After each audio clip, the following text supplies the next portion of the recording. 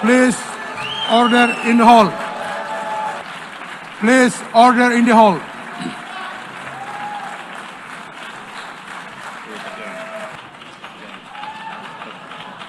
Please order in the hall and please be seated. Pidato Perdana Menteri Israel Benjamin Netanyahu di Majelis Umum PBB pada Jumat 26 September diwarnai aksi walkout dari para delegasi negara.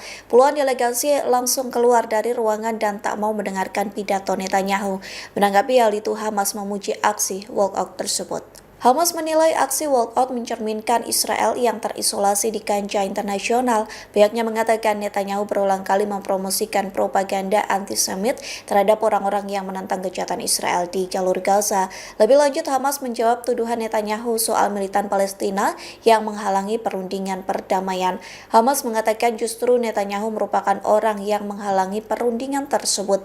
Netanyahu disebut tidak peduli dengan para tahanan Israel karena terus melancarkan pengaboman brutal dan penghancuran kota Gaza. Militan Palestina ini juga membantah tuduhan Netanyahu yang mengatakan mereka berupaya membunuh orang-orang Yahudi di seluruh dunia.